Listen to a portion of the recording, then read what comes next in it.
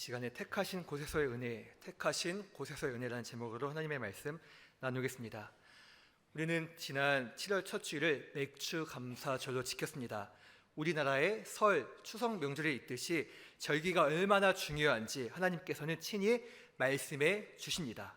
우리의 말씀을 보겠습니다. 여호와께서 모세에게 말씀하여 이르시되 이스라엘 자손에게 말하여 이르라. 이것이 나의 절기들이니 너희가 성회로 공포할 여호와의 절기들이니라.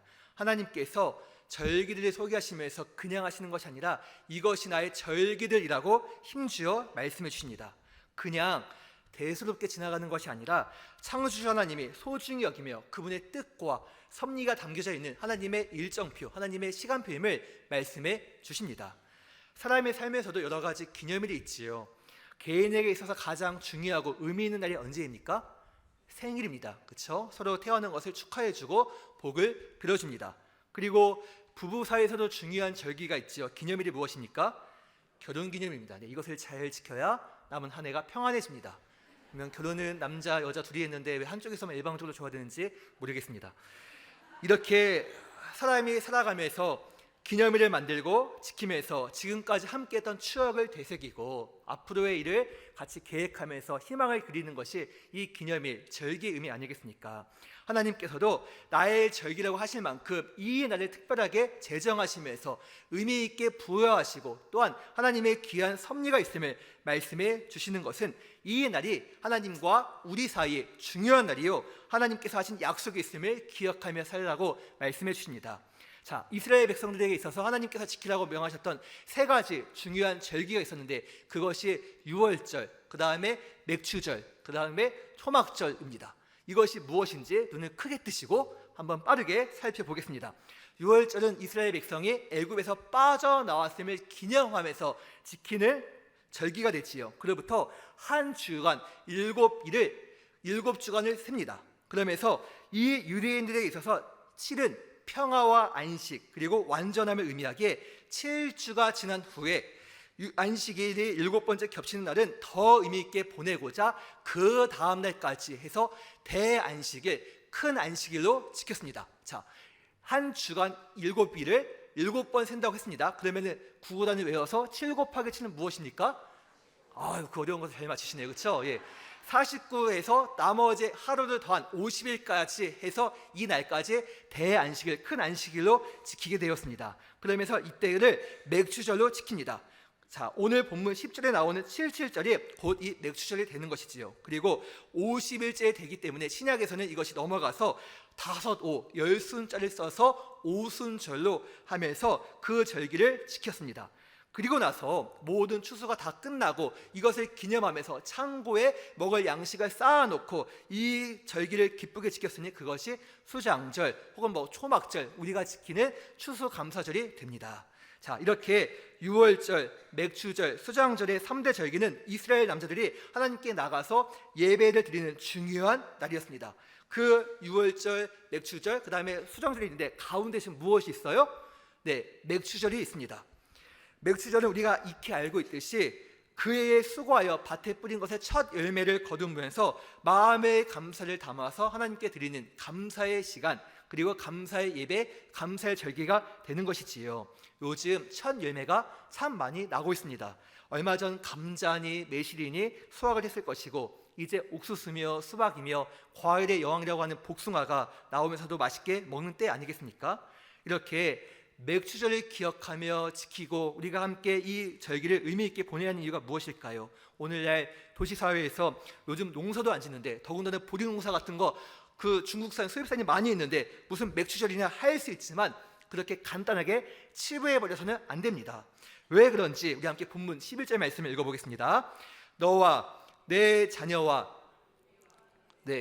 읽어보세요. 너와 내 자녀와 노비와 내 성중에 있는 레위인과 및 너희 중에 있는 객과 고아와 과부가 함께 내 하나님 여호와께서 자기의 이름을 두시려고 택하신 곳에서 내 하나님 여호와 앞에서 즐거워할지니라. 아멘. 너와 내 자녀 그리고 노비와 레위인, 객과 고아와 과부, 즉 어른 세대든 자녀 있을 세대이든 빈부가 높든 낮든 이런 모든 계급에 상관없이 모든 지위와 직급을 떠나서 이스라엘 모든 백성이 함께 모여서 맥추절을 지키면서 하나님 앞에서 즐거워하라고 명령해 주십니다. 그런데 하나님께서 정하신 기준이 있습니다. 바로 택하신 곳에서 하라는 것입니다. 택하신 곳, 곧 하나님의 임재가 있는 곳, 하나님의 이름이 선포되어지는 곳, 하나님의 눈길이 머무는 바로 그 곳에서 이 절기를 지킬 것을 명하십니다. 비단 맥추절뿐만 아니라 그 앞서 나와 있는 유월절도 마찬가지지요. 하나님께서 택하신 곳에서 이 절기를 지키라고 말씀해 주세요.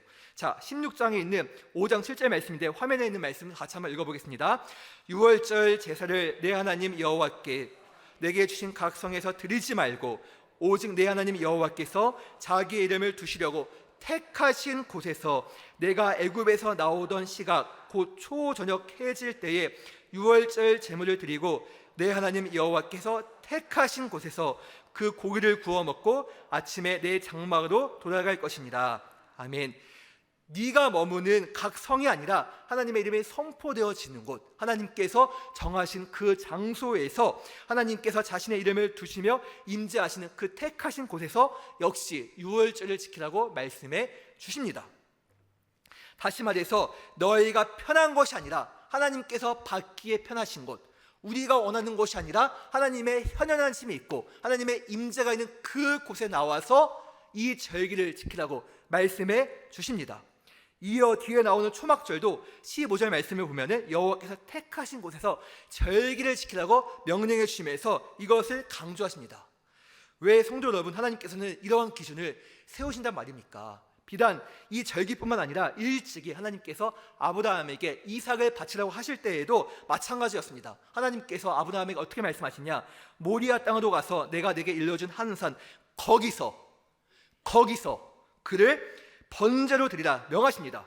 아니, 교통도 불편한 시절, 그리고 그 여러 가지 제한된 것도 많은 시절 가운데 하나님은 왜 굳이 이 특정한 장소에 나와서 예배를 드리라고 절기를 지키라고 하신단 말입니까? 우리 하나님은 우리가 많이 아는 바와 같이 무소부재 하나님, 어느 공간이나 시공간을 초월해서 계신 분 아닙니까? 하나님께서 내 집에서 내가 원하는 곳에서 예배 드리면 하나님이 안 받으십니까? 하나님이 눈을 감으십니까? 그럼에도 불구하고 왜 하나님께서는 굳이 하나님께서 정하신 그 곳에 나와서 번제를 드릴 것을, 절기를 지키라고 명하신단 말입니까? 여기에는 하나님의 놀라운 뜻과 섭리가 있습니다. 괜히 하나님께서 우리로 하여금 성가시게 하고 귀찮게 하고자 하는 것이 아니란 말입니다. 자, 우리가 누군가를 만나려고 할 때 제가 몇 시에 어디로 가면 될까요? 하고 묻습니다. 그리고 그 시간이 되면은 늦지 않게 가려고 하지요. 왜 그렇습니까? 상대방을 만나기 위해서 시간과 장소를 지켜서 나갑니다. 아무리 그 장소에 나가서 기다린다고 해도 만약에 시간이 틀어진다거나 아니면 장소가 다른 데서 기다리면 만날 수 있습니까? 없습니까? 만날 수가 없어요. 고생만 진탕할 뿐입니다.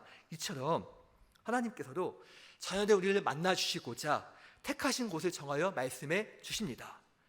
생각해 보세요. 자신을 어떻게 하면 만날 수 있는지, 어떻게 하면 하나님의 영광 가운데서 그 은혜를 누리며 하나님의 임재하심을 맛보며 하나님의 살아계심을 알 수 있도록 알려주지 않는 신에게 성도 여러분은 내 시간과 내 생각과 내 마음과 내 물질을 들여가면서 일평생 헌신할 수 있겠습니까? 저는 못할 것 같습니다. 그러나 우리 하나님은 사람을 지으시고 나에게 오고 싶니? 그러면 네가 알아서 해, 한번 찾아와봐 하면서 손을 탁탁 털면서 뒷짐지고 계신 분이 아니라 하나님께서는 말씀을 통하여서, 선지자를 통하여서, 지금도 당신의 사랑하는 기름 부은 받은 종들을 통하여서 어떻게 하나님을 만날 수 있는지, 그 은혜를 경험할 수 있는지, 하나님의 살아계심을 맛보아 알 수 있는지 일러주시고 알려주십니다. 그래서 좋으신 하나님이 되시는 거예요. 한 번은 제가 어느 목사님을 찾아뵙고 인사드리기로 했습니다. 정해진 날, 정해진 시간에 제 목사님의 목양실을 찾아갔는데 저보다 앞선 손님이 계시는지 한참 이야기가 길어졌습니다. 그렇게 밖에서 한참 한 1시간 정도 기다렸을까요? 제 목사님께서 나오시면서 너무 미안하다고 하시면서 교회 건축을 놓고 장로님과 함께 이야기하다 보니까 이야기가 길어졌다고 하셨습니다. 그러면서 이제 만남을 가지고 돌아오는데 문득 드는 생각이, 사람이 사람을 만나려고 해도 아랫사람이 윗사람을 만나려고 해도 저 분이 안 만나주면 그만인데, 하나님께서는, 창조주 하나님께서는 무엇이 아쉬우셔서 친히 두 팔 벌려 내게 나오라고 말씀해 주시고 일러주시고 알려주시면서 그분이 기다리실까 생각이 되면서 너무 감사함을 느꼈습니다. 성경 말씀이에요. 여호와께서 말씀하시되 오라 우리가 서로 변론하자. 너희의 죄가 주홍 같을지라도 눈과 같이 휘어질 것이요 진홍같이 붉을지라도 양털같이 희게 되리라. 서로 변론하자, 곧 만나서 소통하자, 이야기하자고 말씀해 주시니 얼마나 감사합니까? 오늘 본문 신명기 16장에 나오는 택하신 곳은 예루살렘 중앙의 성소를 의미합니다. 그리고 아브라함에게 이삭을 바치라고 했던 모리아산은 훗날 이 예루살렘 중앙의 성소가 솔로몬 성전으로 바뀌게 됐지요. 그리고 예루살렘 성의 터가 되었습니다. 그리고 이 예루살렘 성의 터가 신약에 넘어와서 예수님께서 인류의 죄를 위하여서, 우리의 모든 죄를 위하여서 예루살렘 성에 있는 골고다 언덕에 십자가를 지고 올라가십니다. 자, 지금 무언가의 연속성이 보여집니까? 보십시오. 하나님의 택하신 곳은 성소와 성전으로 이어지고 나중에 예수 그리스도께서 지고 가신 골고다로 종결되어집니다. 성소와 성전, 예수 그리스도. 곧 너희가 나를 만나길 원하느냐? 진정 나를 만나길 원한다면은 내가 있는 그곳으로, 내가 택한 그곳으로 오라는 거예요. 우리에게 베푸실 택하신 곳, 그곳에서 은혜가 있음을 말씀해 주시면서 지금도 살아계신 하나님, 현재성 있어서 닭살 돋듯이 그분의 살아계심과 그분의 위대하심과 그분의 장원하심을 느끼고 싶다면은 하나님이 택하신 그곳으로 오라는 것입니다. 하나님의 택한 그곳에서 오직 길과 진리와 생명 되시는 예수 그리스도, 그분을 통하여서 우리는 하나님을 만날 수 있음을 하나님께서는 강조하면서 목박아 두셨습니다. 성도 여러분, 그렇다면 하나님께서 택하신 그곳이 어디입니까? 구약에서는 예루살렘 중앙의 성소였지만 2000년대를 살고 있는 바로 지금 하나님께서 눈여겨보시는 곳, 하나님의 임재가 충만하고 하나님의 은혜가 가득한 그곳이 어디입니까? 예수 그리스도를 통해서 창조주 하나님을 만나 뵙고 그 이름을 높이며 그분의 함께 하심을 경험할 수 있는 그곳이 대체 어디란 말입니까? 바로 주님께서 피로 세우신 성전을 말합니다. 우리는 성전 안에서 오직 예수 그리스도를 통하여서 하나님을 배웠고 그 사랑의 깊이와 너비와 높이가 얼마나 충만한지 하나님의 살아계심과 하나님의 은혜의 충만함을 누릴 수 있습니다. 그래서 우리는 찬송할 때도 구원의 이름 예수, 내 죄를 속해 주신 속죄의 이름 예수, 나를 죄와 사망과 지옥에서 건져주신 구세주 이름 예수 그리스도를 높이고, 기도할 때도 예수님의 이름으로 기도합니다. 예수님의 이름을 가지고 기도하며, 전도할 때도, 병을 고칠 때에도, 악한 영을 못할 때도 예수님의 이름으로 떠나가라, 예수님의 이름을 선포하며 예수님의 이름을 증거하는 것 아니겠습니까? 주님께서 하신 말씀, 내가 곧 길이요 진리요 생명이니 나로 말미암지 않고는 아버지께로 올 자가 없느니라. 내가 가지고 있는 모든 문제의 열쇠, 예수님만이 하나님께로 가는 길이 되시고, 무엇이 올바른지 무엇이 바른지 기준을 정하지 못할 때에 예수님께서 기준이 되어 주시면서 오늘날 삶 가운데 얼마나 많은 젊은이들이, 또한 기성 세대들이 어려워합니까? 그 일가족이 쉽게 자신의 생애를 함께 이렇게 건너지 못할 강을 건너가는 것을 볼 때, 어제도 보니까 그런 뉴스가 나오더라고요. 일가족 3명이서 이렇게 차 안에서. 이런 거 볼 때 얼마나 마음이 아픕니까? 지쳐있고 힘들어하는 우리에게 예수님만이 생명이 되어주시고 능력이 되어주심을 친히 말씀해 주십니다. 그래서 이 예수 그리스도, 이 이름에 담겨진 복음의 놀라운 경험을 먼저 한 우리의 믿음의 선조들이, 사도 바울은 골로새 교인들을 향하여 이렇게 외칩니다. 우리 한번 말씀을 읽어보겠습니다. 하나님의 비밀인 그리스도를 깨닫게 하려 함이니 그 안에는 지혜와 지식의 모든 보화가 감추어져 있느니라. 자, 하나님께서 우리에게 선물로 주신 것은 재력이 아니라, 명예가 아니라, 어떠한 권력이 아니라 예수 그리스도입니다. 믿으십니까? 근데 우리가 예수 그리스도가 얼마나 크신 분인지, 얼마나 좋으신 분인지, 얼마나 정말 내가 생각하는 그 이상으로 가까이 계시는 분인지 이것을 경험하지 못하니까 그냥 교회에서 만드는 예수님으로, 그냥 기도할 때만 사는 예수님 정도로 가볍게 여기는데요. 자, 보십시오. 예수 그리스도 안에 하나님께서 우리에게 보호하여 주신 모든 지혜와 지식이 있음을 말씀해 줍니다. 그런데 그냥 있는 것이 아니라 너무나 소중한 나머지 너무나 존귀하기 때문에 감추어져 있습니다. 감추어져 있다는 것은 모든 사람이 누릴 수 있는 것이 아니라 그 가치를 알아보고 발견하는 자만이 누릴 수 있는 특권입니다.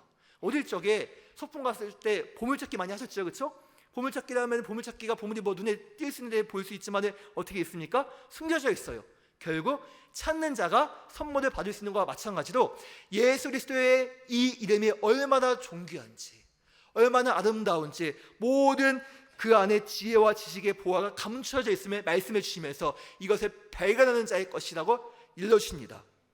그래서 성도 여러분, 감추어진 예수 그리스도의 존귀함을 선포하며 예수 그리스도의 말씀에 절대적인 권위를 두며 그 뜻을 증거하고 다시 오실 예수 그리스도를 준비하도록 이끄는 곳, 하나님의 택하신 그 곳이 바로 교회이기에 우리가 함께 여기에 모여서 교제하고 말씀을 듣고 찬송하며 기도할 때에 우리 삶의 흔들리는 삶 가운데서 붙잡아 주시는 견고한 요새가 되어 주시고, 내 삶 가운데서 끊임없이 갈증의 연속이 일어날 때 여기 기웃 저기 기웃해도 채워지지 않는 것 같은 나의 삶 가운데에 예수님의 내 인생의 목마름을 해결해 주시며 그분이 나와 함께 하심을 알려주시고 말씀해 주심을 통하여서 그 살아계심을 주님의 몸된 성전을 통하여서 우리는 누리게 됨을 믿습니다.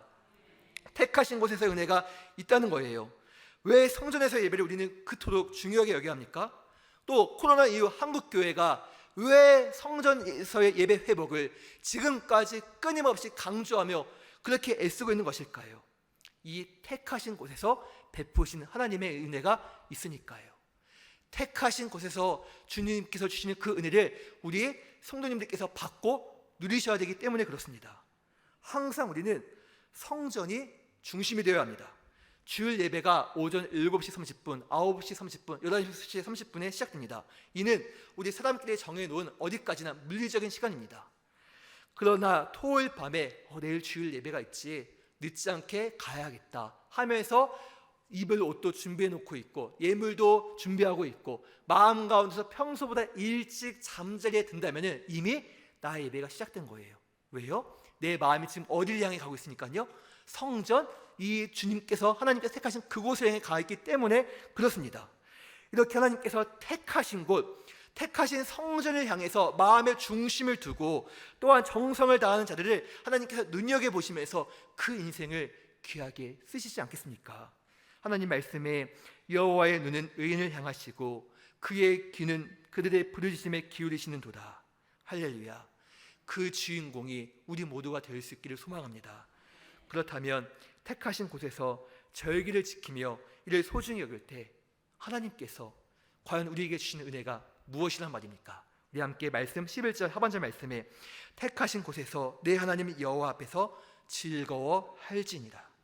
즐거워할지니라. 다시 말해 하나님께서 모인 자들로 하여금 즐거움을 주신대요. 말할 수 없는 기쁨을 주심을 이야기하십니다. 즐겁지도 않은데 억지로 와서 기뻐할 수 있습니까? 흡족할 수 있습니까? 이렇게 덥고 찝찝하고 꿉꿉한 날씨에 왜 꼭 성전까지 와서, 왜 꼭 택하신 곳에 와서 하나님 예배해야 돼? 하면서 인상 팍 쓰고 있는데 즐거워할 수 있겠냐고요. 공감을 하시나 보네요. 전혀 웃을 대목이 아닌데, 하나님께서 택하신 곳에서 나와서 예배드리는 당신의 사랑하는 자녀들로 하여금 그 안에서 하나님의 함께 하심과 하나님의 은혜 주심을 통하여서 하나님의 맛보아 주시는 은혜와 기쁨이 있음을 이야기해 주십니다. 보십시오. 공황장애와 우울증으로 고통받는 사람이 많고 수면제 없이는 잠을 못 자는 현대인들이 계속 늘고 있는 이때에 하나님께서 즐거움을 주신다. 이것이 얼마나 크고도 놀라운 은혜요 또한 선물입니까? 세상이 주는 즐거움도 누리고자 사람들이 여행도 가고 맛집도 찾아다니고 문화생활을 하지 않습니까? 그러나 하나님의 내 안에서 주시는 즐거움은 이런 즐거움과는 견줄 수 없는 너무나도 크고도 풍요로운 기쁨과 즐거움입니다. 예컨대 이런 것이지요. 이를테면 오래되셨겠지만 내 첫 아이가 태어났을 때의 그 품소리가 났을 때의 기쁨 말로 표현이 됩니까? 안 됩니까? 오래되셔서 생각이 안 나시죠? 비유를 바꿀게요. 이제 내 첫 손주가, 그렇죠? 그것이 내 친손주든 외손주든 그렇게 배가 이렇게 불러 있었던 내 딸에게서, 내 며느리에게서 나왔을 때에 내 품에 안았을 때 그 기쁨 말로 표현이 됩니까? 안 됩니까? 안 되죠. 그리고 그 아이가 자라서 점점 커가면서 아장아장 걸음하면서 할아버지, 할미 하면서 말 배우는 시기 가운데 나를 인식하면서 나를 보고 웃어주고 하면서 내 품에 안겼을 때 그 포만감 표현이 됩니까? 안 됩니까? 그래서 권사님들 카톡 사진 보면은 두 종류 아닙니까? 화분 꽃 사진 아니면은 손주 사진. 그렇죠? 네, 그렇습니다. 저도 제가 노인대와 은퇴자 성성곡 소설을 하고 있는데 손주가 얼마나 예쁜지 거기 계신 우리 권사님들께서 목사님 우리 태연이가요, 우리 승규가요, 우리 서진이가요, 우리 또 누구 있지? 한 명 있었는데 말하면 삐치지. 우리 상원이가요. 이런 이야기를 지금까지 하세요. 그 아이들이 다 컸어요. 근데도 할머니 눈에는 너무나 귀해 보이는 거예요. 차조심하라고 하고 있고, 그렇죠? 그 마음이에요. 하나님께서 주신 그 기쁨은 돈 많은 기쁨, 집 사는 기쁨, 무언가 이렇게 슬슬 풀려서 승진하는 기쁨, 그 정도 차원이 아니라 하나님께서 예배하신 택하신 곳에서 하나님의 살아계심을 맛보아서 그 은혜를 누렸을 때에 그 은혜와 찬양과 감사의 기쁨이 이와 같은 기쁨보다 더 크다, 이 말임을 기억하시길 바랍니다. 하나님께서 주시는 기쁨이 얼마나 크신지 택하신 곳에서 주신 즐거움이 이와 같음을 말씀해 주십니다. 말로 표현할 수 없는 즐거움과 기쁨을 택하신 곳에서 모여 하나님의 절기를 귀히 여기는 자, 지키는 자에게 주십니다. 12절 말씀을 보겠습니다. 너는 애굽에서 종되었던 것을 기억하고 이 규례를 지켜 행할지니라. 자, 잘 아시듯 이스라엘은 이집트, 애굽의 종이었습니다. 종이 되었으니 그 가운데서 기쁨이 있습니까? 무슨 즐거움이 있습니까? 생명의 존엄성이 있습니까? 사람 목숨이 파리 목숨 같이 그냥 병 걸리고 비실되면은 그냥 죽는, 그렇게 모든 것 가운데서 어떠한 희망도 없는 상태였습니다. 그런 이스라엘 백성을 하나님께서는 불쌍히 여기시고 당신의 지도자였던 모세를 통하여서 애굽에 10가지의 재앙을 내리시면서 이 이스라엘 백성을 애굽에서 이끌어 내십니다. 그러면서 함께 모여 절기를 지키라고, 가나안 땅에 가서 그 택하신 곳에서 절기를 지키라고 하시면서 하신 말씀이 너는 더 이상 억압된 종이 아니야. 너는 내 사랑하는 자녀야. 나만 믿고 따라오렴.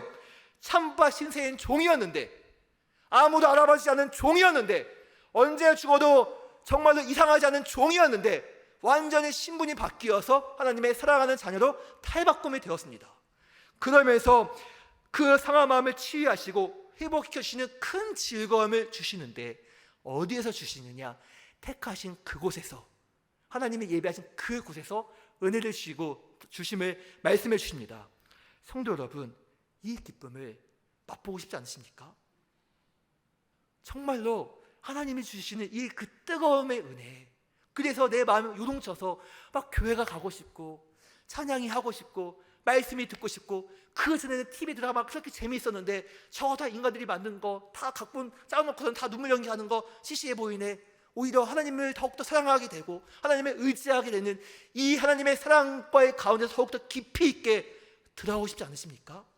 그것이 바로 택하신 곳에서 하나님을 만날 때에 하나님의 예배해 주시는 은혜가 있음을 일러 주십니다. 바라기는 우리가 하나님께서 택하신 곳, 성전 중심으로 살아서 하나님께서 주시는 풍성한 은혜를 누릴 수 있는 믿음의 주인공이 되을 수 있기를 예수님의 이름으로 축복합니다. 이렇게 맥주절을 하나님께서 택하신 곳에 모여 지키라는 것입니다. 이때 택하신 곳에서 은혜가 있음을 끊임없이 약속해 주십니다. 그리고 그 약속대로 맥주절날 택하신 곳에 모인 성도들에게 하나님의 은혜가 실현됩니다. 자, 어떻게 해요? 눈을 크게 뜨시고 우리 함께 사도행전에 있는 말씀을 같이 한번 읽어봅니다. 시작. 오순절 날이 이미 이름에 그들이 다 같이 한 곳에 모였더니, 잠깐만 멈추시고요. 자, 사람들이 화면 띄워놔 주세요. 사람들이 다 같이 한 곳에 모인 날이 어디였어요? 오순절 날이었습니다. 이것이 구약의 맥주절이었어요. 자, 지금 여기도 1절 말씀 보니까 한 곳에 모였습니다. 자, 모여서 어떤 일이 일어나냐? 2절부터 4절까지 계속 읽습니다. 시작. 호련히 하늘로부터 급하고 강한 바람 같은 소리가 있어 그들이 앉은 온 집에 가득하며 마치 불의 혀처럼 갈라지는 것들이 그들에게 보여 각 사람 위에 하나씩 임하여 있더니 그들이 다 성령의 충만함을 받고 성령이 말하게 하심을 따라 다른 언어들로 말하기를 시작하니라. 아멘. 자, 지금 사람들이 오순절날 곧 맥주절날에 함께 한 곳에 모여 있는데 그곳에 성령 하나님의 강한 임재가 있습니다. 그러면서 어떤 일이 펼쳐집니까? 성령의 말하게 하심을 따라 각기 다른 방언으로, 다른 언어로 말하기 시작합니다. 여기서 말하는 방언은 우리가 기도할 때 하나님과 나 사이의 비밀을 아뢰는 내 속에 있는 사람들이 알아듣지 못하는 그런 방언이 아닙니다. 고린도전서 12장에 나오는 그런 방언이 아니라 다른 지역의 말, 다른 지역의 언어를 의미합니다. 뒤에 나오는 내용이 이를 증명하지요.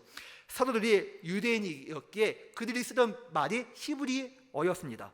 그런데 천지 사방에 흩어져 있던 유대인들이 각국에서 절기를 지키고자 흩어져 있었던 그들이, 저 멀리 있던 그들이 이제 절기를 지키고자 이스라엘 예루살렘 중앙으로 모이기 시작합니다. 이 흩어져 있던 유대인들은 이방 땅으로 도피하거나 거기에서 태어나서 자랐던 유대인들 2세들입니다. 그러니 상당수가 모국어가 어느라고 많이 잊어버렸으며 또 더 나아가서 아주 히브리어를 말을 할 수도 못하는 사람들이 많이 있었습니다. 우리도 방송에서 보면 생긴 건 꼭 한국 사람인데 우리말에 서툴고 저기 영어나 다른 말로도 잘하는 뭐 재미교포, 제일교포를 보지 않습니까? 그와 같다는 거예요. 그런데 이들에게 성령을 받은 사도들이 히브리어로 설교를 하는데 어떤 일이 펼쳐집니까? 8절 말씀에 우리 각 사람이 난 곳 방언으로 듣게 되는 것이 어찌 됨이냐, 난 곳 태어난 곳의 말로 듣게 되면 어찌 됨이냐 하고 깜짝 놀랍니다. 자신이 태어난 곳의 언어로 말이 들린다는 것입니다. 이어서 9절 말씀이에요.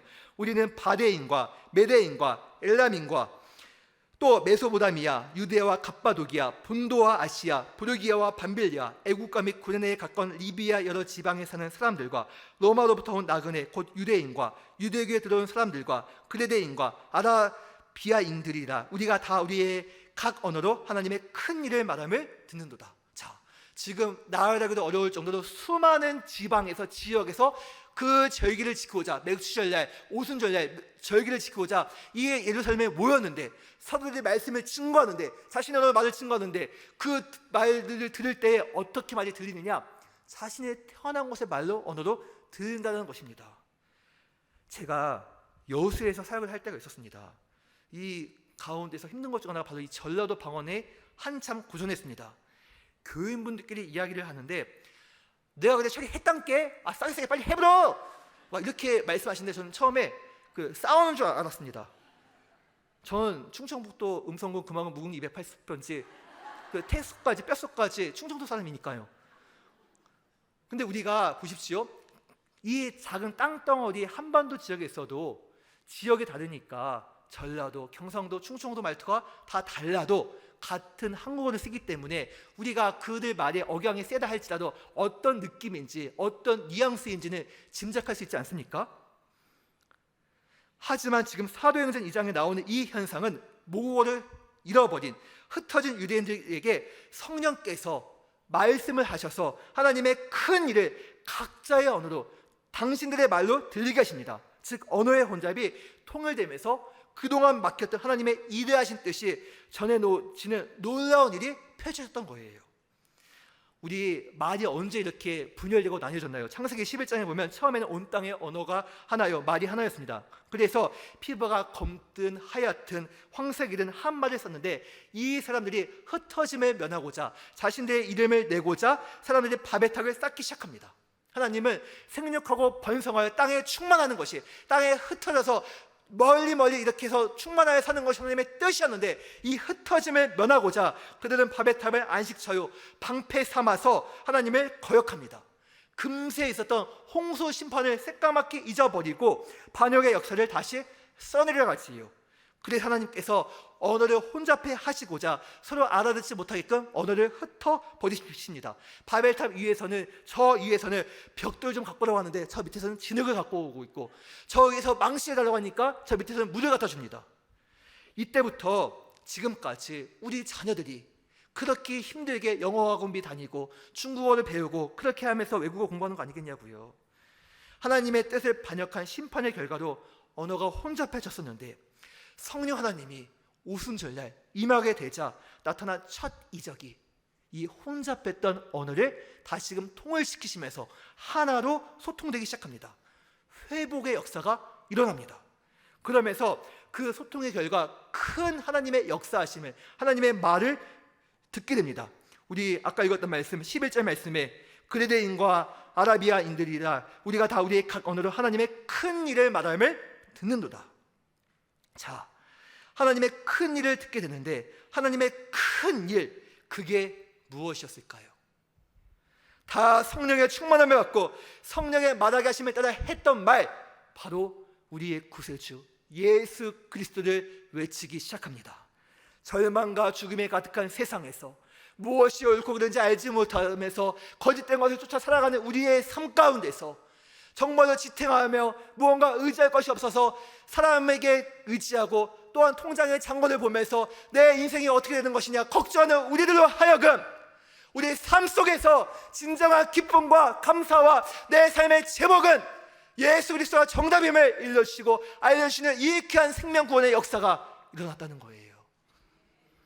사도들은 하나님의 이 이대하고도 큰 뜻을 받들어 성령으로 계속 예수 그리스도, 예수 내 구주, 나를 죄와 사망과 지옥에서 건져주신 예수 그리스도 복음을 전하기 시작합니다. 그 전에는 예수님으로부터 가르침을 받고 수많은 이적과 표적을 눈앞에 보면서도 로마 병정들로 하여금 생명의 위협을 받았을 때는 거듭아 나 살려라 모두가 배신하고 다 떠나가고 다 흩어졌는데, 이 성령님이 임하시면서 오순절에 성령님이 임하시자 죽음까지 초월하면서 예수님을 전하고 또한 복음을 증거하면서 핍박을 받아도 겁먹은 것이 아니라 오히려 기뻐하고 즐거워하며 감사했었습니다. 그리고 복음에 전해지는 그 터위에 주님께서 그토록 원하시던 지상 거룩한 성도들의 모임, 교회가 세워집니다. 그 시작점이 어디에 있었습니까? 바로 오순절, 곧 맥주절에 있었다는 거예요. 그러니 오늘날 본인 농사도 안 짓는데, 농사도 잘 안 하는데 뭐가 중요하냐 할 게 아니라 이 땅에는 예수 그리스도의 몸된 교회, 모든 교회의 생일이 언제 있었다고요? 맥주절에 있었음을 아셔야 합니다.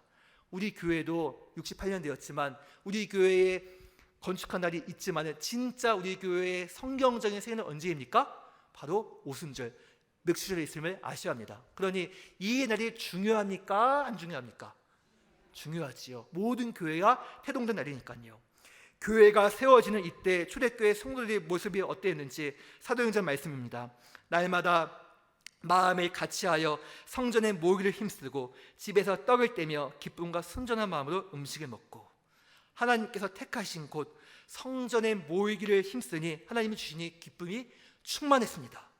이게 택하신 곳에서 받을 수 있는 은혜예요.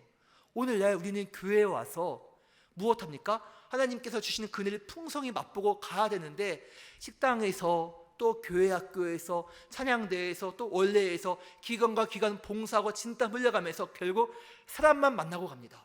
정말 중요해. 하나님을 만나면서 그분이 주시는 말씀을 통하여서, 찬양을 통하여서, 기도함을 통하여서 하나님께서 주시는 새 힘을 얻고 가야 되는데, 사람만 진탕 만나고 가니까 교회에 와서 힘을 받는 것이 아니라 오히려 너무 힘들다, 주일이 또 하나의 사회생활 같은 일로 전략하고 있지는 않는지 생각해봅니다. 그렇다고 봉사를 하지 말라는 것이 아니라 봉사와 섬김 정말 중요합니다. 너무나 귀하신 분들이고 박수받아 마땅한 분들이에요. 그런데 우리 중심과 신앙의 기본은 어디 있다고요? 성전에 모여서 예배 드리는 이 시간에 있음을 아셔야 합니다. 이를 우리는 마음속에 새겨야 된다는 것이에요. 자, 또 사도들의 모습은 어땠습니까? 그들이 옳게 여겨 사도들을 불러들여 칙칙질하며 예수의 이름으로 말하는 것을 금하고 놓으니 사도들은 그 이름을 위하여 능욕받는 일에 합당한 자로 여기심을 기뻐하면서 공회 앞을 떠나니라. 이게 말이 됩니까? 채찍에 맞아가면서도 나를 위하여 죽으신 주님을 나도 전할 수 있다. 그분은 나를 위해 죽으셨는데 내가 이제 예수님을 전할 수 있구나. 그 전에는 겁이 많아서 못 전했는데 이제는 내가 죽으면 더 좋은 천국이 있고 주님과 함께 그 나라에 영원히 잠들 것이다. 그 나라에서 부활할 것이다. 이 소망을 가지고 핍박이 오고 채찍질을 당하고 모진 핍박에서도 기뻐하며 증거했음을 말씀해 주십니다. 그렇다면 성도 여러분, 오늘 우리는 무엇으로 기뻐하나요? 초대교회 성도들은 예수님을 전하며 맞아가면서도 기뻐해야 했는데 오늘 우리는 예수님을 인하여서 매맞은 적도 없음에도 불구하고 이렇게 시원한 곳에서, 밝은 곳에서, 겨울이면 따뜻한 곳에서, 푹신한 곳에서 예배를 드리면서도 기쁨이 없고 감사가 빠진 이유는 어디 있단 말입니까? 오래전 그들이 믿었던 예수님이나 지금 오늘 우리가 믿고 있는 예수님은 동일한 예수님을 믿고 있는데 오래전 믿음의 선주들이 지고 왔던 무거운 십자가, 그리고 오늘날 어쩌면 우리가 지고 있는 가벼운 십자가가 아닌지 생각해 보게 됩니다. 택하신 곳에서 베푸신 하나님의 은혜를 경험하시길 소망합니다. 맥주 감사절을 보내며 하나님이 주시는 기쁨, 회복시켜 주시는 은혜, 택하신 곳에서의 은혜를 누리실 수 있는 우리의 삶이 되기를 예수님의 이름으로 축복합니다. 과거 하나님을 알지 못하여서 방황하였던 나를 건지시고 인도하신 하나님, 죄와 어둠에 속했었는데 빛 대신 말씀을 통하여서 내 삶의 길을 비춰주시면서 내 갈 길을 인도해 가시고 지금까지 지키신 그 하나님, 하나님께서 택하신 성전을 통하여서 우리 하나님과 새로워질 수 있는 은혜가 있어야 합니다. 이제 말씀을 맺습니다. 이 땅에서 80년 남짓한 인생도 건강해야 하거늘 하물며 영원한 천국이냐 아니면 지옥이냐를 놓고 믿음을 지키는 것이 얼마나 중요할지 생각해 보십시오. 내 육체가 어떠한 중병에 걸리면 안 되는 것과 마찬가지로 우리의 영혼이 하나님과 시간이 가면 갈수록 가까워져야 되고 내 겉모습은 자연의 순리에 맞게 약해지고 또한 주름이 가고 흰머리가 나지만 내 속사람은 새로워져서 하나님과 뜨거워져야 되는데 정반대로 내 영혼이 점점점 하나님과 멀어지고 있고 식어지면서 결국에는 성전에서의 발걸음도 차츰차츰 드물게 될까봐 그래서 염려가 됩니다. 우리는 끝까지 내 믿음을 지키고 죽어가는 이의 영혼을 살릴 수 있는 생명의 전달자가 되어야 합니다. 이 은혜가 있기를 원합니다. 오늘 주신 말씀을 기억하시면서 내가 편한 것이 아닌 하나님께서 원하시는 택하신 곳에서 성전 중심으로 살면서 하나님이 주시는 귀한 은혜를 맛보아 누릴 수 있는 천국의 귀한 성도들이 될 수 있기를 예수님의 이름으로 축복합니다. 기도합니다. 존귀하신 아버지 하나님 감사합니다. 하나님 아버지, 오늘도 말씀을 통하여서 우리에게 깨닫게 하시고 생명의 양식을 받게 하시니 너무나 감사합니다. 주신 말씀을 기억하며 기도하오니 하나님께서 택하신 곳 성전 중심으로 살아가는 주의 백성들 다 되게 하여 주옵소서. 마지막 주님 오시는 그날까지 내 믿음 지키고 다른 이의 영혼을 살릴 수 있는 기도의 사람, 말씀의 사람, 하나님의 사람들 다 될 수 있도록 이끌어 주옵소서. 주신 은혜에 감사하여 여러 감사와 기도의 제목을 담아 예물 올려드립니다. 이 예물 주님께서 기쁘게 받아주시고 예물이 쓰여지는 곳마다 생명의 구주 예수 그리스도의 이름만이 뜨겁게 땅 끝까지 전달되게 하여 주옵소서. 우리의 생명이시요 능력이 되시는 존귀하신 예수님의 이름으로 기도드립니다.